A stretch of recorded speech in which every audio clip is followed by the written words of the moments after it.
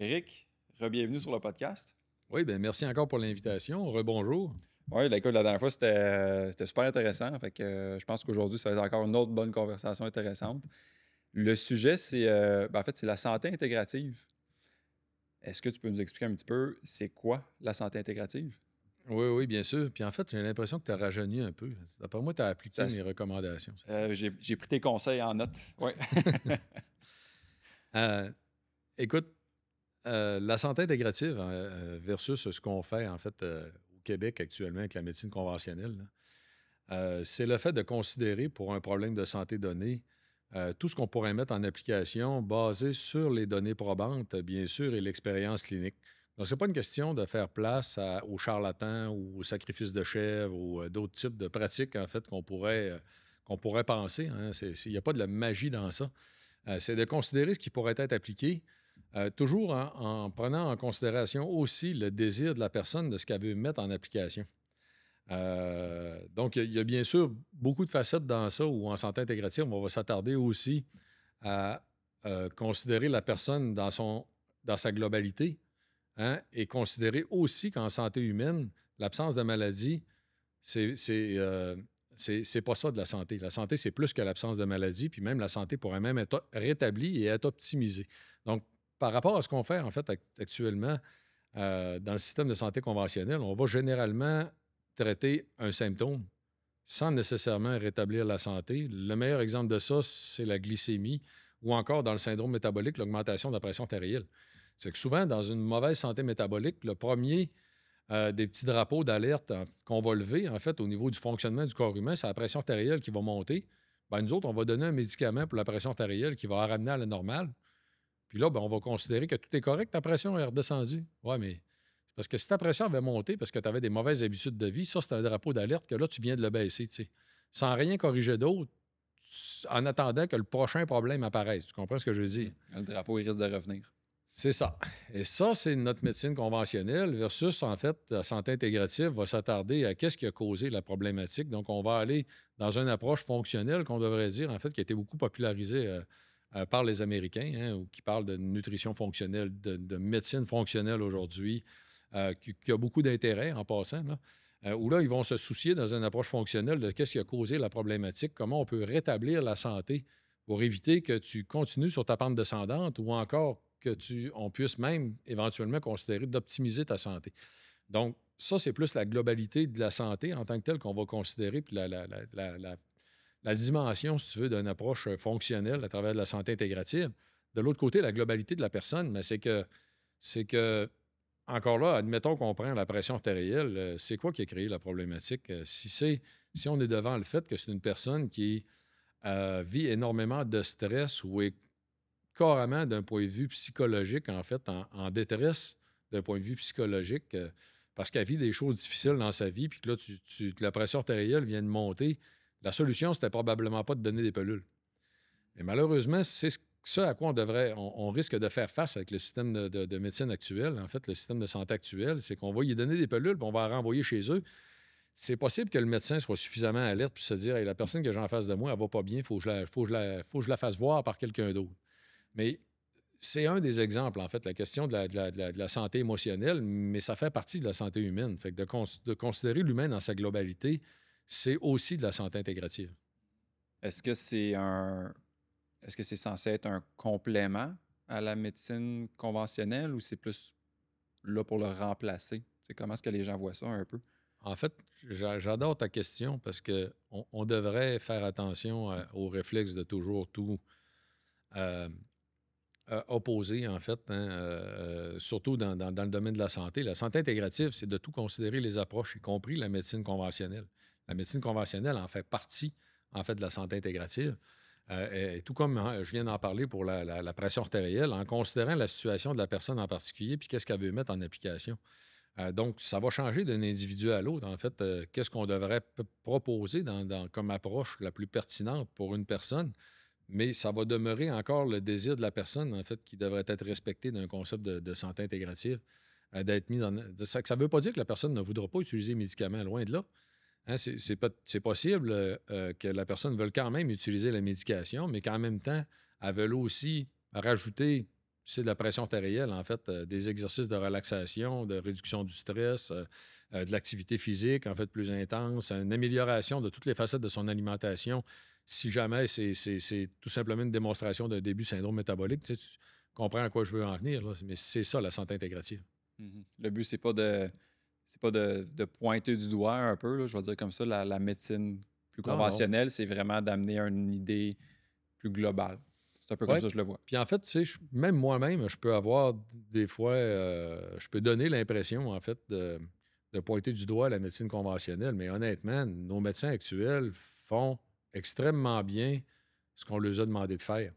La problématique reliée à la médecine actuelle, tant qu'à moi, c'est pas les médecins, mais pas ça pantoute, puis c'est pas la pratique médicale non plus. C'est qu'on a perdu de vue que ça devrait pas être juste ça, la santé. La santé, c'est plus que l'absence de maladie. Puis je pense que d'un point de vue historique, ce qui est arrivé, en fait, puis c'est logique de voir ça comme ça, je crois, là, c'est de considérer qu'à partir de l'avènement, entre autres, des antibiotiques, on s'est vraiment excité à l'idée d'utiliser de plus en plus de médicaments parce qu'on est capable de sauver des vies de façon exponentielle. Et on a perdu de vue qu'au bout de la ligne, la médecine ne devrait pas être le fait tout simplement d'appliquer de la médication ou la médecine ne devrait pas être un bras spécialisé de l'usage des médicaments. Ça devrait être plus que ça en tant que tel. Tant qu'à moi, en fait, la médecine devrait être plus que ça. Mais il ne faut pas penser non plus, de toute façon, que la santé intégrative va devenir l'affaire des médecins nécessairement. Tant qu'à moi, on devrait plus considérer que ce qui va arriver dans un avenir rapproché, je suis convaincu parce que ça intéresse de plus en plus la population, tout simplement, puis on va en discuter ensemble, c'est utilisé ailleurs dans le monde. C'est que nos médecins devraient rester les spécialistes de la maladie, ils ont leur raison d'être. On devrait arrêter de penser que c'est eux qui vont avoir un gros rôle à jouer en prévention, et le faire autrement, je crois, et leur amener de l'aide, en fait, même sur l'accompagnement au niveau des habitudes de vie, la prévention, le rétablissement de la santé, l'optimisation de la santé, avec l'ensemble des professionnels qui peuvent venir porter main forte, et non pas s'attendre à ce que le médecin va toujours être la pierre angulaire du système de santé qui va régler toutes les facettes. C'est pas vrai. En fait, c'est utopique de penser comme ça. C'est ça que j'ai compris un peu de la santé intégrative dans mes recherches, c'est que on essaie d'inclure un peu plus, là, je vais dire le patient, là, mais on essaie d'inclure un petit peu plus la personne dans sa santé et non juste que le médecin va me prescrire la solution puis je suis la solution. C'est vraiment que toi aussi, tu as des habitudes à changer puis il faut que tu participes à ta santé. C'est ça que j'ai compris.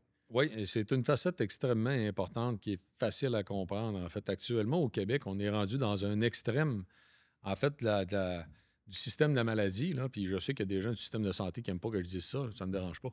C'est que dans notre système de la maladie actuelle, on attend que la personne soit malade pour qu'elle soit prise en charge. C'est quand même ça qu'on fait, là. Puis on peut dire à une personne pendant 10 ans, tout va bien.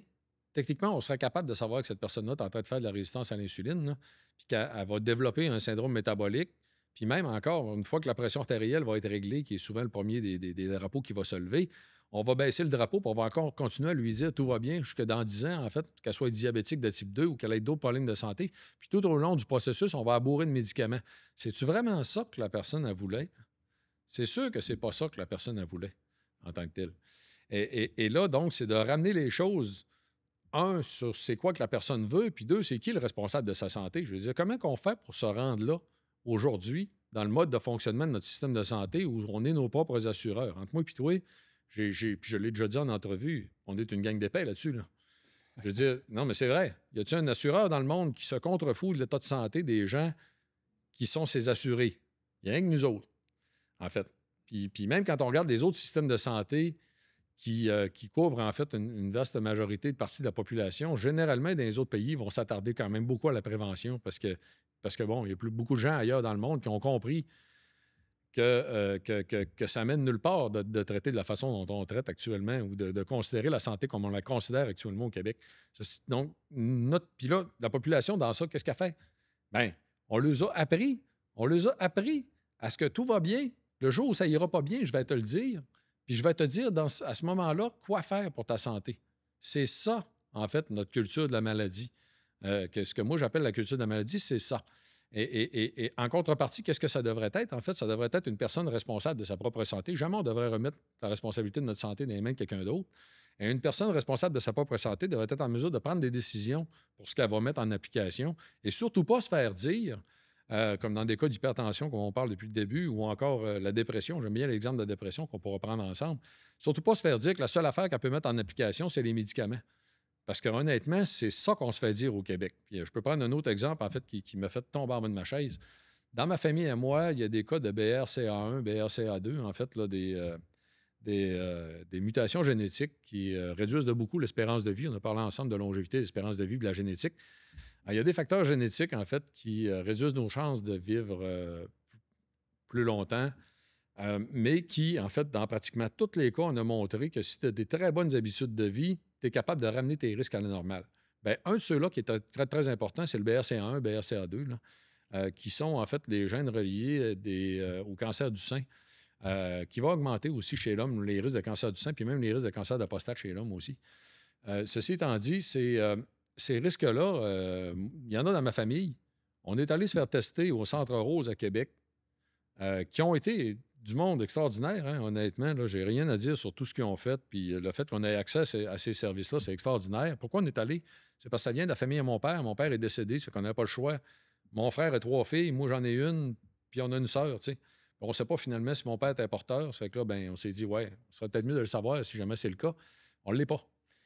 Mais ce qui m'a fait capoter dans tout ça, c'est de se faire dire au Centre Rose que pour les femmes, si jamais vous êtes porteuse, en fait, on peut faire l'ablation de l'utérus, en fait, puis des 2 seins. Pour les hommes, vous autres, il n'y a rien qu'on peut considérer qui peut avoir un impact significatif. Hey, t'as peu, là? On fait quoi de l'activité physique? On fait quoi de la qualité du sommeil, de la qualité de l'alimentation? Ça n'a pas d'impact. Le premier facteur de risque de cancer de la prostate, c'est le poids corporel. C'est des gros monsieur qui ont beaucoup plus de risque d'avoir un cancer de la prostate. Au minimum, il aurait dû nous dire ça. Non? Puis toutes les statistiques, en fait, qui entourent la réduction des risques de cancer du sein reliés à l'activité physique, la vie sociale de qualité. Je ne sais pas si tu le savais, non, mais une femme vivant seule, une étude canadienne, plus de 44 000 femmes. Une femme vivant seule a 4 fois plus de risque de décéder d'un cancer du sein qu'une femme qui a un grand cercle d'amis. C'est tellement important que probablement que c'est le premier facteur, en fait, qui devrait être adressé par votre médecin. Il vous annonce que vous avez un cancer du sein. Est-ce que vous avez un grand cercle d'amis? Est-ce que vous avez une vie sociale de qualité? Ça devrait probablement être la première des questions. Fait que moi, de me faire dire, là, tu peux comprendre par les infirmières sur place, bien, malheureusement, pour vous, il n'y a rien à faire. Et de taboire. Puis même les femmes, on s'arrête là. Aujourd'hui, avec tout ce qu'on a de science dans notre système de santé, on va s'arrêter là. Tu comprends? Fait que ceci étant dit, ça devrait dépendre. Tu sais, très clairement, on pourrait s'attendre. Puis là, ma façon de voir les choses a beaucoup changé au cours de la dernière année, honnêtement. Je dois être très honnête avec toi.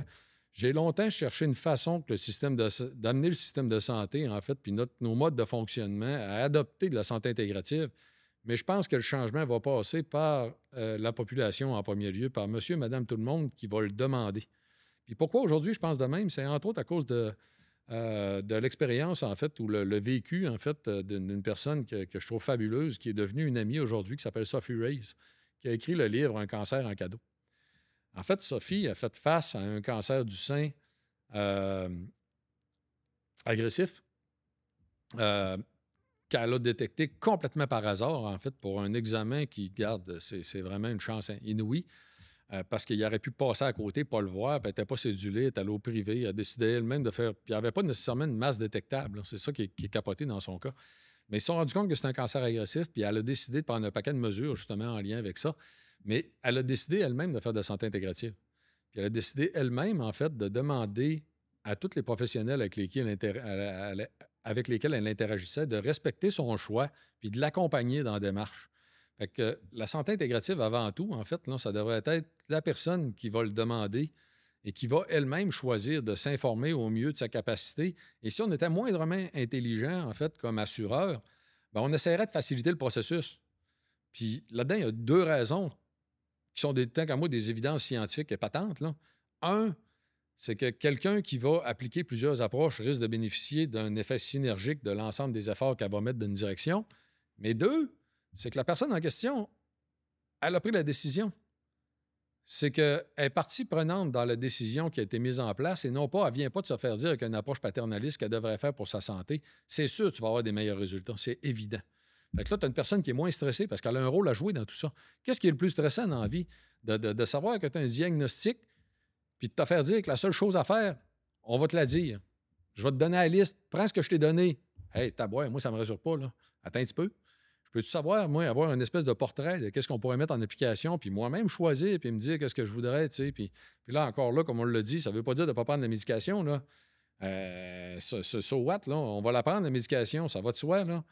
On va mettre toutes les chances de notre côté, mais aussi, on va appliquer d'autres approches, puis on va le décider, puis on va être partie prenante de la démarche, puis je vais sentir que je sers à quelque chose. Mhm. C'est tous des super bons points. T'as dit, en fait, tu l'as dit plusieurs fois, tu as dit le mot prévention tantôt. Mm. Est-ce que la santé intégrative met un peu plus de l'avant, justement, la prévention versus, je vais dire, guérir? Ben, en fait, c'est que dans l'idée que tu vas qu'on amène la dimension d'une approche fonctionnelle qui va vouloir rétablir la santé, on traîne avec ça le fait qu'on devrait avant tout faire de la prévention. Fait que c'est sûr que si, tu sais, d'une approche de santé intégrative, on devrait, oui, s'attarder à maintenir la santé et à créer de la santé plutôt qu'à d'attendre d'intervenir qu'il y ait un drapeau de lever. C'est sûr et certain, en fait. Mais à quel point on est capable de faire ça? Là, on est à une année-lumière de ça, je te dirais, actuellement, surtout nous autres au Québec. Là. Il y a des pays dans le monde qui sont beaucoup meilleurs par rapport à ça, que là, la prévention va prendre beaucoup plus de sens, puis on va faire plus d'éducation au niveau de la population. Mais mon opinion là-dessus, c'est que ça va de soi. Hein? Ça va de soi. C'est juste que quelque part, il faut choisir nos batailles. Et le premier élément est probablement le plus important actuellement du côté de la santé intégrative, c'est probablement de faire réaliser aux gens à quel point c'est intéressant, autant les gens de la population que les professionnels de la santé, pourquoi tous les principes de la santé intégrative, on devrait les appliquer le plus possible. Là. Et après ça, voir jusqu'où on ira dans la démarche, parce que techniquement, ça devrait inclure, bien sûr, la prévention, le rétablissement de la santé et même l'optimisation de la santé. Parce que, bon, regarde, donner un exemple d'optimisation, là, parce que peut-être que c'est flou un peu dans la tête des gens. On a parlé ensemble de longévité puis de génétique. Je n'ai glissé un mot tantôt en parlant du BRCA1, là, BRCA2. La POE4. La POE4 est un aussi des facteurs génétiques importants de mortalité. Les gens, c'est un gène qui code en fait pour des transporteurs lipidiques sanguins. Et les gens porteurs du gène de la POE4, dont versus la POE2, E3, les gens porteurs de la POE4, en fait, ont 10 fois plus. Si on a juste une copie du gène, parce qu'on a 2 copies de chacun de nos chromosomes, là, si on a juste une copie du gène, ils ont 3 fois plus de chances de développer de l'Alzheimer. Si on a les 2 copies du gène, ils ont 10 fois plus de chances de développer de l'Alzheimer. Et ça augmente énormément. Puis là, je ne sais pas le nombre de fois non plus, le pourcentage, les statistiques exactes, mais les risques de maladies cardiovasculaires. Ceci étant dit, il y a une hypothèse, en fait, qui fait beaucoup de sens, qui a émergé, en fait, de la science des 10 dernières années, sur le fait que la modification génétique au niveau des transporteurs réduirait la capacité du cerveau à capter, entre autres, les oméga-3 en circulation sanguine, et que théoriquement, hypothétiquement, en fait, on pourrait peut-être ramener les risques des porteurs d'APOE4 à zéro au niveau du développement de la maladie d'Alzheimer si on leur faisait prendre toute leur vie des grosses doses d'oméga-3 pour être certain que le cerveau est capable d'accumuler la quantité nécessaire pour son bon fonctionnement. C'est une hypothèse, mais entre moi et toi, ça serait de l'optimisation de la santé en tenant compte de la génétique précise de chacune des personnes. Et c'est clairement vers là, en fait, la santé humaine devrait aller au cours des prochaines années. Mm-hmm. Ça fait-tu longtemps que ça existe, la santé intégrative? L'idée, le concept de ça, je viens d'avoir un... Écoute, c'est une excellente question. Honnêtement, j'en ai aucune idée. À partir de quand, en fait, on a commencé à mieux décrire ce que ça devrait être, en fait.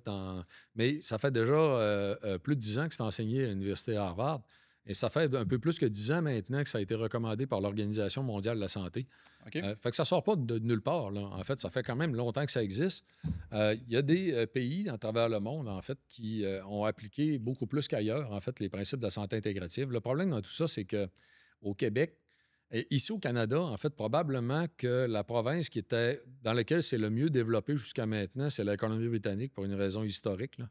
En Colombie-Britannique, ils sont beaucoup plus intégratifs depuis au moins une trentaine d'années à cause de l'immigration asiatique là-bas, qui a fait en sorte que les gens de la population ont demandé un accès à plus de services plus différents, appliqués à travers toutes leurs affaires. Ça fait que c'est la démonstration, finalement, que si c'est la population qui le demande, le système va s'adapter. De toute façon, c'est notre système à nous autres. Hein? Le système de santé, je le répète, là, c'est notre système à nous autres, pas le système du gouvernement, c'est nous autres qui le payent. Je peux vous dire que j'en paye une grosse partie pour ce que j'en utilise. il y a un brin de frustration dans ce que je viens de dire là. Ceci étant dit, ça fait quand même longtemps que ça existe. Puis quand on regarde les pays où c'est le mieux établi, ben, il y a des pays dans ça que c'est une question traditionnelle, d'approche médicale traditionnelle qui ont évolué en même temps que la médecine conventionnelle. Et ça, je trouve ça remarquable. Et là-dessus, les deux pays les mieux connus dans le domaine, c'est sûr que c'est la Chine et l'Inde. Où ce que là, tu as deux médecines traditionnelles qui se sont développées durant des milliers d'années, qui ont gardé des façons de faire en parallèle de la médecine conventionnelle, pour lesquelles on a même des ministères de la santé. Un ministère de la santé en Inde, qui est le ministère de la santé traditionnelle. Ah ouais? Ouais. Et du côté de la Chine, je ne sais pas au juste s'ils traitent les deux différemment au niveau du gouvernement, mais ils enseignent les deux. Les médecins font couramment les deux facettes en même temps. Là. Ouais. À un point tel qu'il y a eu des publications scientifiques durant la COVID où ils se sont intéressés dans l'approche conventionnelle en Chine, en parallèle de l'approche... Dans l'approche traditionnelle en Chine, en parallèle de l'approche conventionnelle, qu'est-ce que les médecins ont mis en application? C'est vraiment fascinant. Ah, c'est fou, hein, quand même. Ouais. Et là-dedans, il y avait entre autres des antivirales qui venaient d'extraits de plantes, qui étaient connus. Donc, des choses qu'on pourrait penser utiliser en dehors de la médication, qui pourraient s'appliquer aussi. C'est quoi qui fait qu'au Québec, on a plus de la difficulté à implanter ça? C'est pourquoi on ne retrouve pas ça au Québec aujourd'hui? La culture du médicament. C'est que, la population est à l'aise dans l'idée que le jour où je vais être malade, le système va s'occuper de moi. Fait que là, ce qui est en train de se passer, en fait, là, c'est... puis quand je te dis que c'est en train de se passer, c'est que ça fait déjà 2-3 ans d'affilée, en fait, que Jean-Marc Léger, que tout le monde connaît, de Léger, en fait, que je connais très bien, que j'ai la chance de côtoyer, en fait, à toutes les années. Jean-Marc me dit l'année dernière, en fait, Éric, qu'il est en train de se passer un changement du jamais vu, en fait, dans l'histoire du Québec, au niveau de l'intérêt de la population pour la santé intégrative, en fait, puis les approches complémentaires, où on est en train, dans l'intérêt de la population, de rattraper la Colombie-Britannique. À quoi ça a de l'air, grosso modo, en fait, là, les chiffres, là, c'est que historiquement, au Québec, on a longtemps été à 64 à peu près là, de la population qui avait un intérêt pour les approches complémentaires à la santé intégrative, pendant qu'il était à 79 en Colombie-Britannique. On est en train de les rattraper. Pourquoi on les rattrape? Je mettrais ma main dans le feu, je suis pas engagé, en fait, que le monde sont en train de constater, à regarder les nouvelles à tous les jours, ce que je conseille de ne pas faire.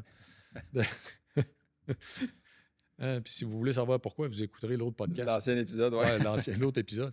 Ceci étant dit, c'est que les gens ont peur que le jour où ils vont avoir besoin du système de santé, le système de santé ne sera pas là ou ne sera pas accessible comme il l'est aujourd'hui, ou encore qu'on commence à constater que tu as un rendez-vous pour voir un spécialiste, ça prend 6 mois, c'est inquiétant ta barouette. Qu'est-ce que tu fais pendant 6 mois si ta vie est en jeu?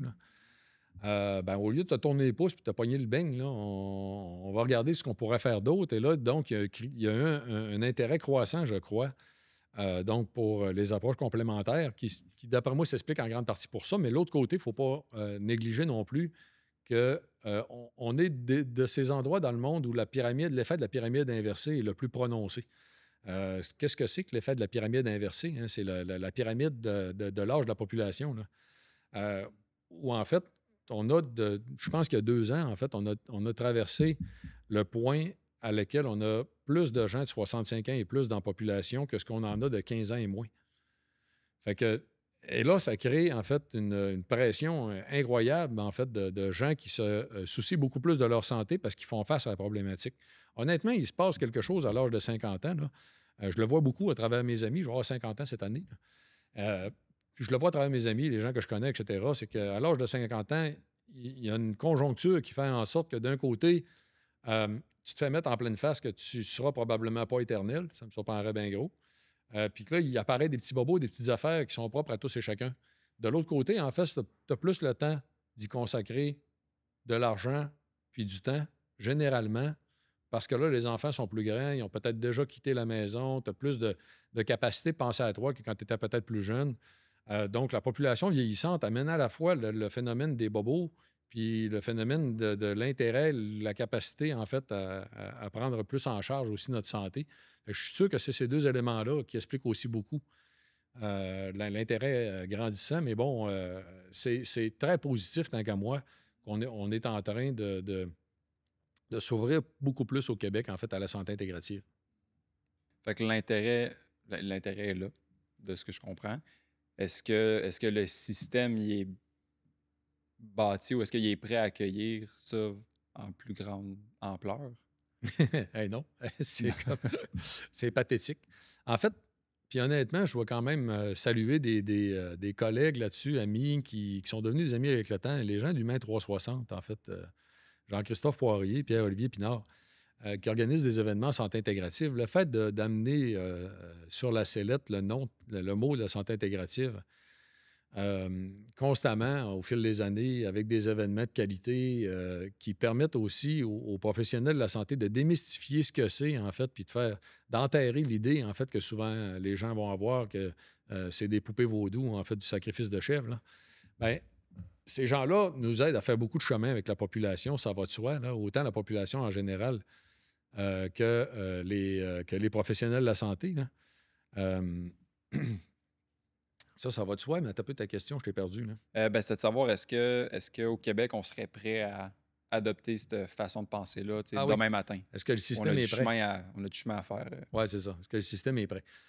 En fait, non, on partait de tellement loin ça va prendre une certaine compréhension des gens de la population de qu'est-ce que c'est que la santé intégrative, des professionnels de la santé.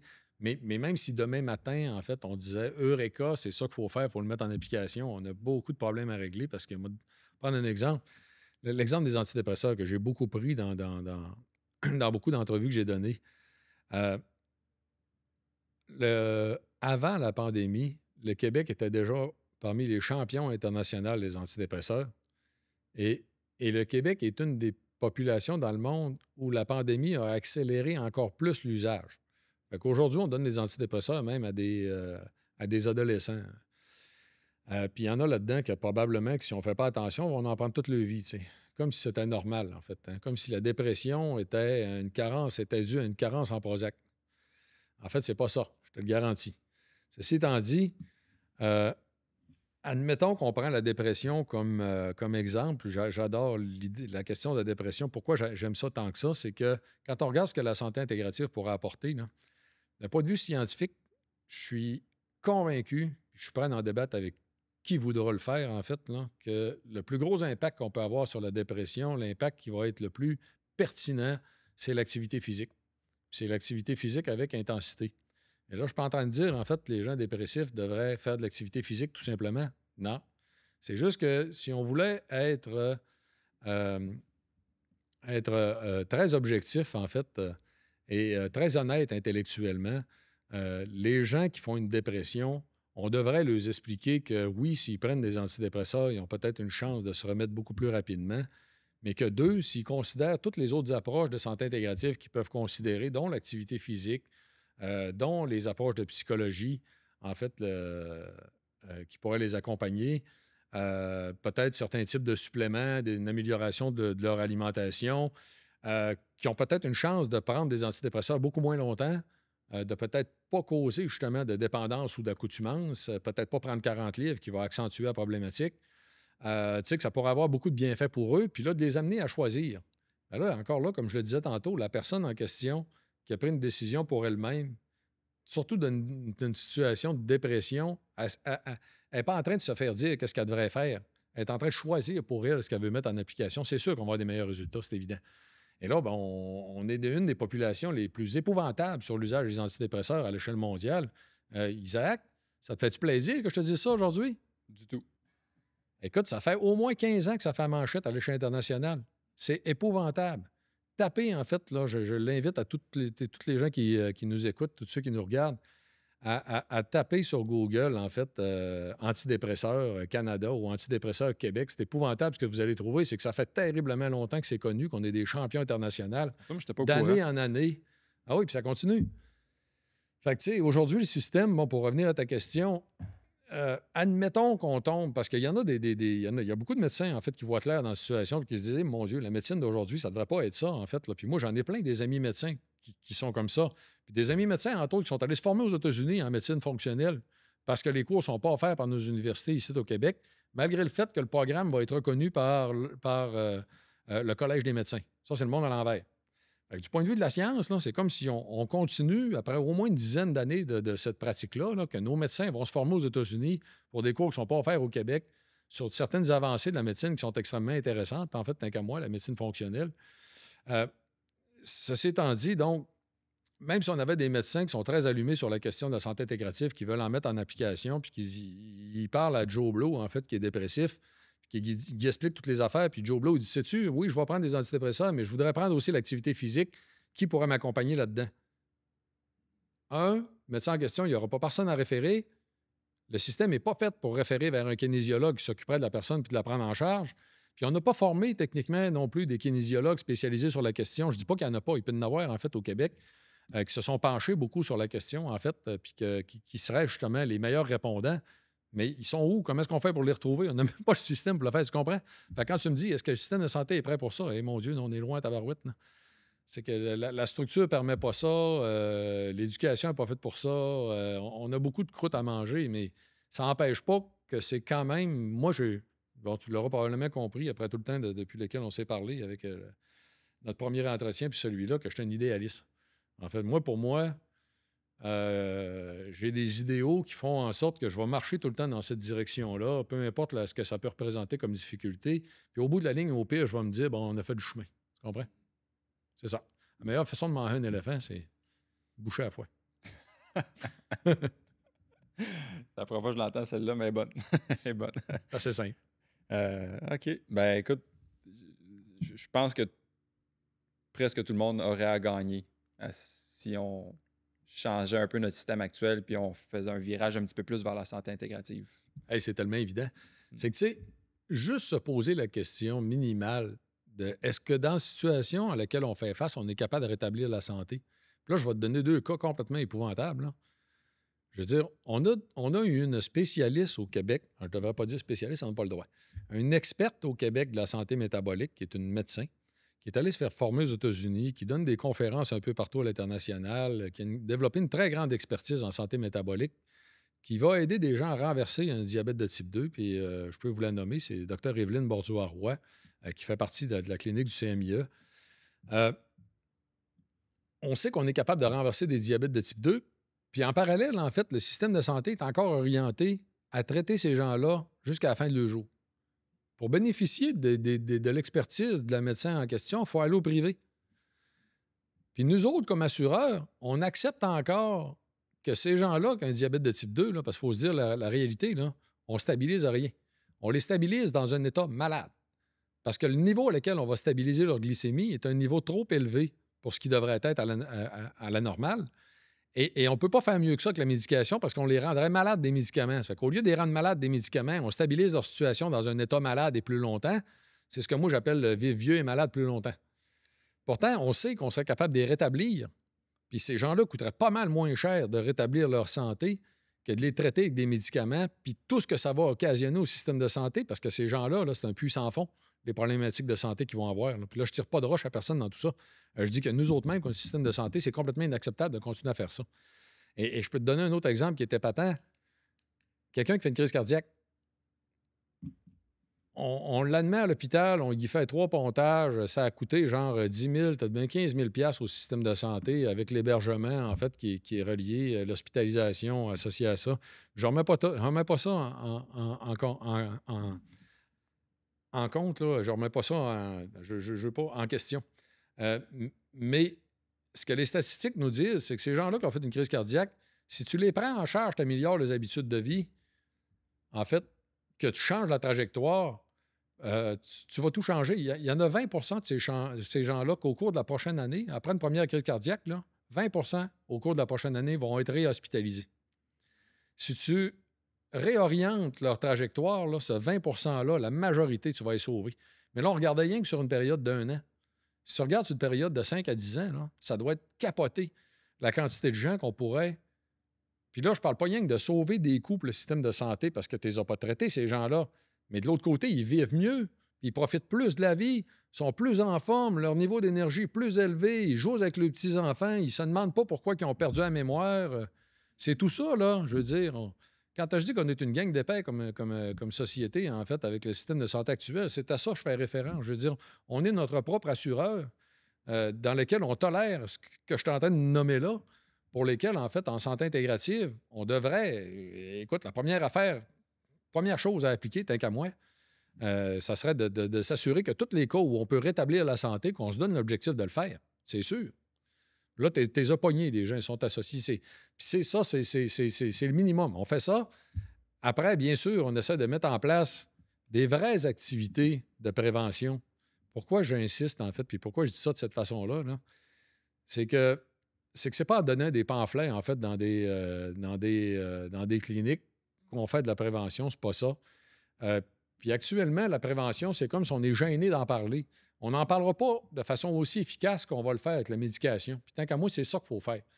Puis il faut, dans un contexte de prévention, en fait, puis de santé intégrative, dire la vérité à la population. Puis regarde bien, je vais t'en donner quelques-unes des grandes vérités, là. Bon, on vient de parler de la dépression. Là, j'en ai donné un cas de vérité. Ce qui est le plus efficace dans le cas de la dépression, c'est l'activité physique intense, pas la médication. Mais pire que ça, en tant que tel, la madame qui se présente au comptoir en pharmacie, en fait, avec une prescription de TDAH pour son enfant, si on lui disait au comptoir, savez-vous, madame, on a 20 fois le niveau de TDAH de certains pays d'Europe auxquels on serait comparable. Ish! Ça ferait réfléchir un petit peu à c'est-tu vraiment un TDAH? Parce que, entre moi et toi, là, je vois pas de raison pour lesquelles les Québécois auraient vraiment plus de TDAH que d'autres populations d'Europe. Il n'y en a pas. Fait que c'est qu'on fait du surdiagnostic, en fait, puis on veut tenir nos enfants tranquilles. La meilleure solution qu'on a trouvée, c'est de les droguer. Fait que techniquement, oui, madame, avec ça, vous allez pouvoir le droguer puis le tenir tranquille, assis sur sa chaise. D'ici ces deux facettes-là, là, il y a plein de monde. Puis là, je dis pas encore là que les médicaments pour le TDAH n'ont pas leur place. Ils l'ont.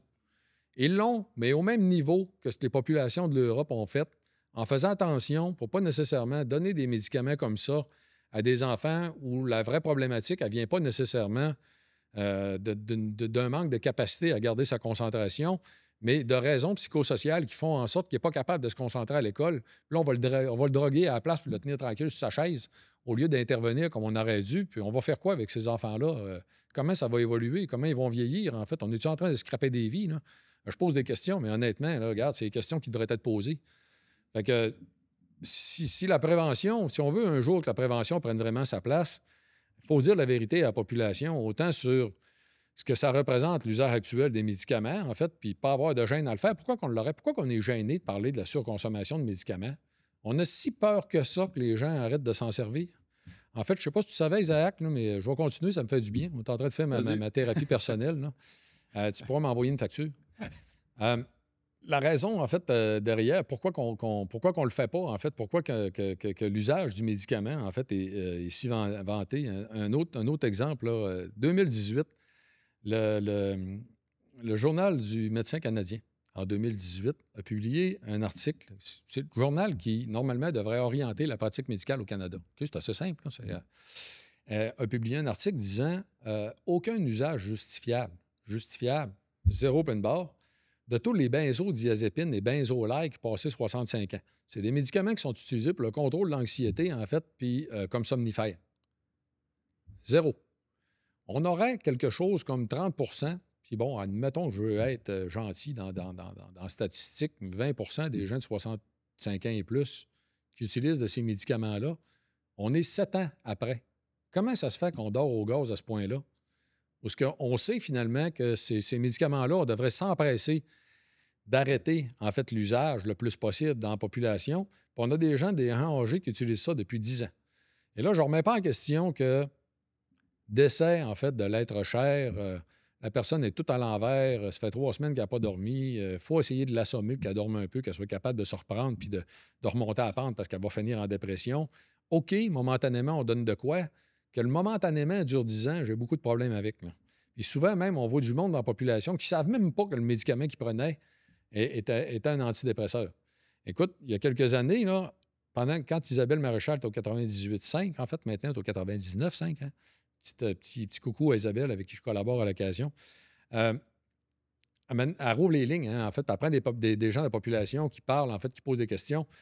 Puis bon, je l'écoute à la radio, en fait, puis il y a une madame qui appelle, elle est en train de parler de l'accessibilité aux médecins de famille. Puis il y a une madame qui appelle qui dit Madame Maréchal, oui, moi, je viens juste de changer de médecin de famille, en fait, puis par la même occasion, je viens d'apprendre qu'il y a un médicament que je prends depuis 10 ans qui est un antidépresseur. Aïe, aïe. Ouch! C'est que là, c'est comme, grosse douche d'eau froide, là. Je veux dire, tu as plein d'affaires dans le système. Comment qu'on est rendu là aujourd'hui? Je veux dire, il n'y a pas personne qui décrit cette situation-là comme étant inacceptable. Je veux dire, puis là-dessus, je ne veux pas tirer de roche, mais cette dame-là, elle se faisait-tu dire par son pharmacien, hey, c'est-tu normal, vous prenez encore des antidépresseurs? Ça fait 10 ans. Il y a quelque chose qui cloche. Son médecin, au bout de la ligne, il dit, c'est normal. Lui, son médecin, il lui expliquait probablement, vous êtes brisé, vous allez avoir besoin d'antidépresseurs jusqu'à la fin de vos jours. C'est pas vrai, ça. Voyons, non, c'est n'importe quoi. Là. Je veux dire, on est rendu là aujourd'hui. C'est ça notre système de santé. Fait que, à travers ça, vous voulez parler de prévention. Comment est-ce qu'on fait ça? Bien, quand je parle de dire la vérité aux gens, il y en a une partie qui est associée donc à dire la vérité sur la question de l'usage épouvantable qu'on fait des médicaments actuellement. Puis il faut savoir en passant qu'il y a du monde, même des professionnels de la santé, il y a du monde qui travaille dans le bon sens. Hein. On a une association pour la déprescription. L'association pas canadienne pour la déprescription. Qui fait un travail extraordinaire. Donc, il y a un travail de fond qui se fait, en fait, avec une pharmacienne du Québec qui a dédié sa profession, sa carrière de pharmacienne, justement, aussi à la déprescription. Donc, tu sais, il y en a des gens qui voient clair sur le fait qu'on ne fait pas un bon usage de la médication. Mais l'autre aspect à laquelle je veux en venir, en fait, avec l'éducation, c'est que, puis dire la vérité, c'est que le monsieur, admettons qu'on va prendre un monsieur ce coup-là, en fait, là, pour alterner, il se présente au comptoir en pharmacie, en fait, pour ses médicaments pour la santé cardiovasculaire, peu importe.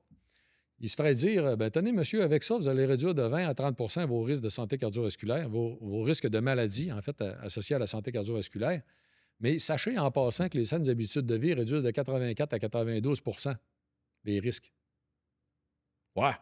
Parce que là, le problème, c'est qu'actuellement, le monsieur qui part avec sa prescription de la pharmacie, lui, il pense que tout est correct, il peut retourner à la maison, manger son bacon comme si de rien n'était. Ouais. Et puis qu'il est sauvé, en fait, pas besoin de faire plus d'activité physique qu'il en faisait avant. De toute façon, il prend un médicament. Tu comprends, patente? Et on lui a pas dit la vérité, parce qu'on lui a pas dit, entre autres, que ses habitudes de vie auraient pas mal plus d'impact que le fait de prendre un médicament. Et ça aussi, techniquement, ça devrait faire partie de la santé intégrative. Ça fait partie de la problématique de réussir à établir des approches de santé intégrative. C'est qu'il faut le dire, la vérité. On a peur de parler de prévention, honnêtement. Je vais te donner un exemple frappant encore, là, puis après, je vais m'arrêter, en fait. Parce que là, la réduction des risques de dégénérescence nerveuse puis d'Alzheimer en vieillissant. Il y a beaucoup de professionnels, en fait, qui vont parler de 40-45 Moi, je vais parler de 75 Pourquoi je parle de 75 C'est parce que depuis 1950, au Japon, on a eu une augmentation d'un facteur 10 du nombre de personnes diagnostiquées avec l'Alzheimer versus ce qu'on avait avant 1950. Bien, honnêtement, d'après moi, les Japonais n'ont pas changé de génétique. Fait que ce qui a changé depuis 1950, c'est très certainement les habitudes de vie. Si tu vires la statistique à l'envers, ça veut dire qu'on pourrait prévenir 85 des cas d'Alzheimer. Je me garde une petite gêne puis je dis 75. Pourquoi 75? C'est parce qu'on diagnostique plus de cas d'Alzheimer aujourd'hui qu'on en a diagnostiqué avant 1950. Mais d'après moi, la portion expliquée par la quantité de diagnostic est minime. C'est encore les habitudes de vie. Donc, pourquoi aujourd'hui on gêne de dire qu'on pourrait prévenir 75 des cas? C'est quoi qui est gênant là-dedans? Bien, c'est ça qui nous manque au Québec pour réussir à établir un vrai système de prévention, un vrai système de santé, créer plus de santé puis faire une place en santé intégrative. Si on veut voir un vent de changement, est-ce que ça doit venir de nous, la population, ou est-ce que ça devrait venir de... Est-ce qu'on devrait revoir comment on éduque justement sur le système de la santé? T'sais, si on veut voir un vent de changement, il faut que ça parte de qui, en fait, d'après toi? Bien, écoute, c'est sûr que j'ai donné quelques statistiques là où je suis sûr qu'il y a des professionnels de la santé qui vont nous écouter et ils vont dire « Hey, je n'étais pas au courant de ça ». C'est sûr qu'il y a un manque au niveau de nos professionnels de la santé, d'éducation à qu'est-ce que peut faire, en fait, la prévention, le rétablissement de la santé, etc. Il y a un gros manque de compréhension aussi de à quoi servent les autres professionnels de la santé dans le système. Et il y a un troisième niveau de problématique dans le fonctionnement au niveau des professionnels de la santé, c'est le risque relié à référer. Et ça, il est emprisonné dans deux facettes, là. D'un côté, la réalité que le professionnel risque de perdre sa clientèle s'il a réfère à quelqu'un d'autre. Puis de l'autre côté, c'est qu'il y a beaucoup de professionnels qui ont des ordres professionnels qui n'ont pas le droit de référer à n'importe qui, sinon ils risquent de se faire taper sur les doigts. même s'ils connaissent la personne, ils connaissent sa pratique, ils ont grandement confiance en sa pratique, ils risquent quand même d'avoir un, une plainte à leur ordre professionnel qui pourrait leur occasionner des gros troubles, des gros problèmes, même si ça n'a pas causé de problème de risque pour la santé de la personne, hein. Puis même s'il n'y a aucune façon de démontrer qu'il pouvait avoir un risque relié pour la personne. Tu sais, c'est malheureux, mais on est rendu là aujourd'hui. Donc, ceci étant dit, oui, l'éducation des professionnels, tu sais, si on veut être très penseur, je t'ai dit que j'étais un idéaliste, on en voilà une bonne, hein, écoute bien ça.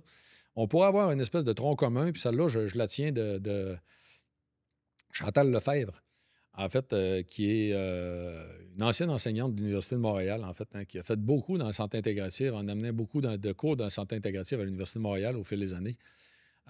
Et Chantal disait que c'est ce qu'on devrait avoir dans nos universités, un tronc commun de formation en santé en partant, dans lequel on inclurait tout un paquet de notions relatives à la santé qui permettent à tous les professionnels de la santé de mieux se comprendre, mais qui ferait aussi une place à une certaine compréhension des approches conventionnelles pour éviter que on continue tout simplement à dire à nos professionnels de la santé, non, non, c'est pas bon, il n'y a pas assez de démonstration. On va prendre des cas comme, écoute, la griffe du diable comme anti-inflammatoire naturel, 28 études cliniques actuellement, pratiquement aucun effet secondaire significatif. C'est un inhibiteur de COX-1 et de COX-2. C'est un outil extraordinaire pour l'inflammation que les médecins pourraient utiliser. Ils ne sont pas au courant. Ils pensent que tous les suppléments, ils n'ont pas assez de démonstration. Il y en a qui n'en ont pas de démonstration ou qui en ont très peu. Il y en a qui en ont beaucoup.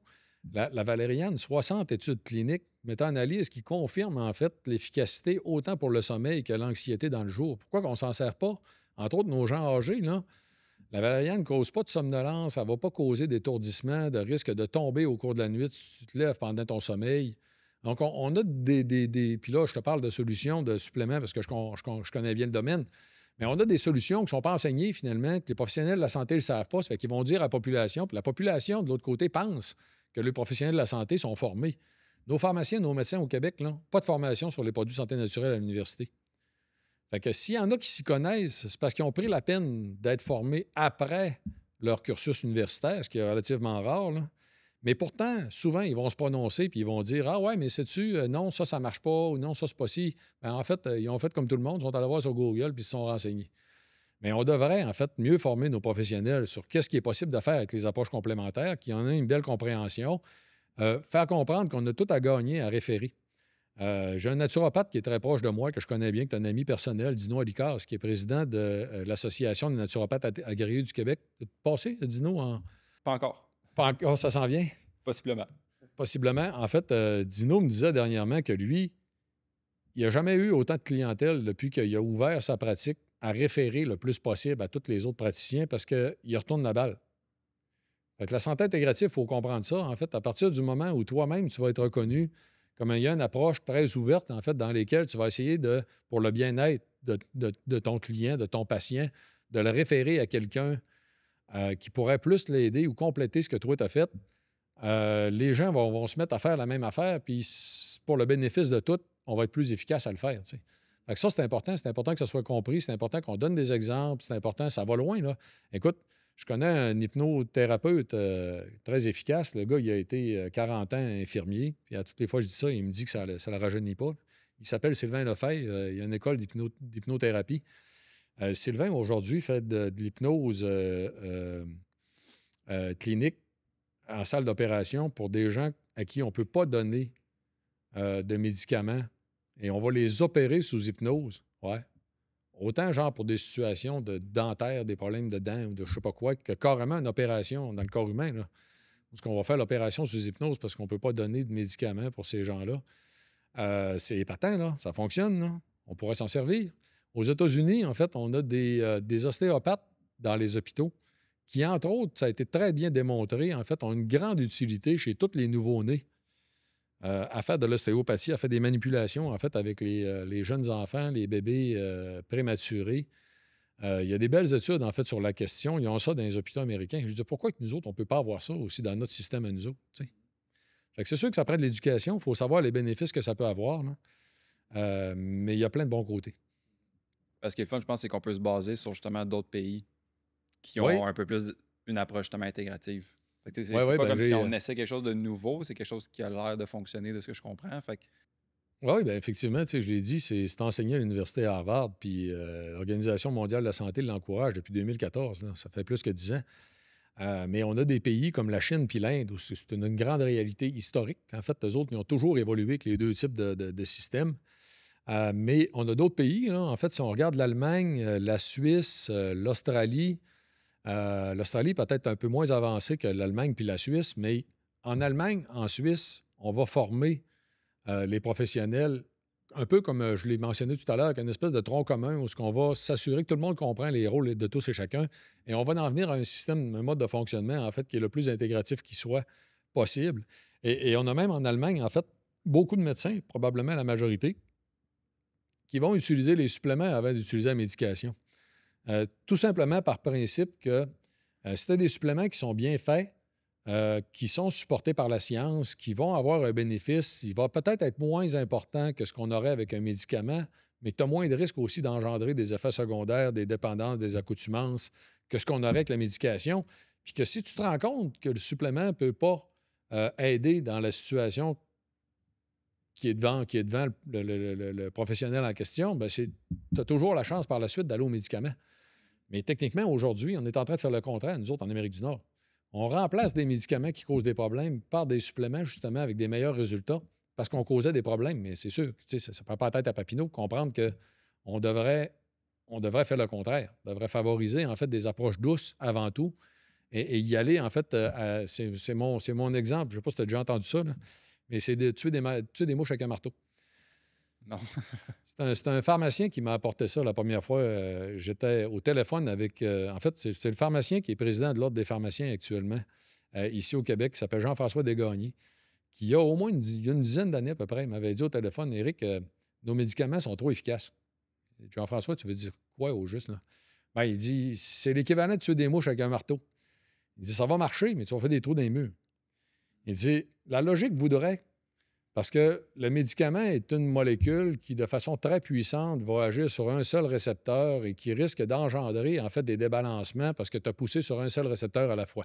La majorité des produits de santé naturelle là, vont agir sur plusieurs mécanismes en même temps, puis c'est l'ensemble des mécanismes qui fait que tu as un impact significatif qui va être bénéfique pour la santé, tel que démontré en études cliniques. Là. Je n'enlève rien à l'importance des données probantes. Mais ceci étant dit, c'est très clair, par exemple, qu'il y a beaucoup de produits, que c'est 5-6 mécanismes qui vont amener le bénéfice. Et c'est de cette façon-là qu'on n'amènera pas d'effets secondaires parce que c'est tout ensemble qui ont un effet significatif. Donc, c'est comme si tu as une mouche sur le mur à la maison. Tu prends-tu le marteau pour la tuer? Ah, écoute, je te garantis que ça va marcher.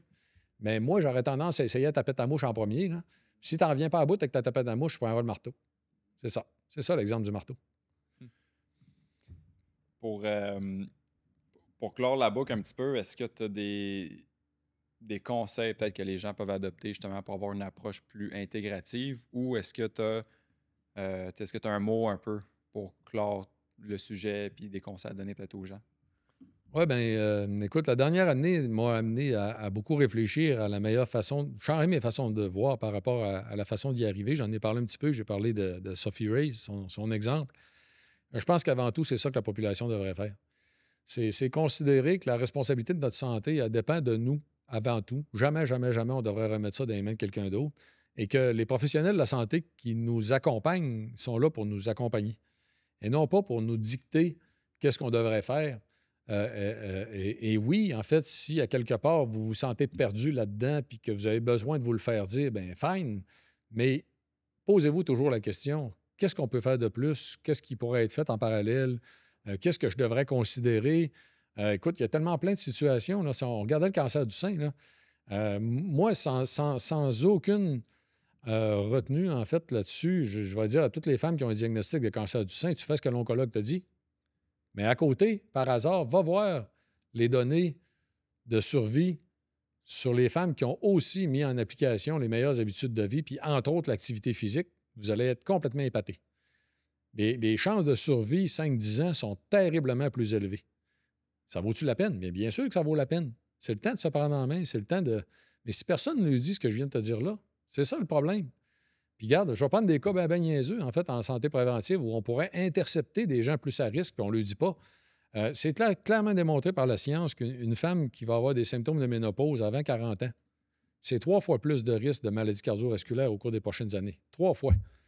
Puis il y a une étude qui a montré que chez ces femmes-là, une demi-heure d'activité physique intense, 3 fois par semaine, ramènerait le risque à la normale. C'est faisable, là.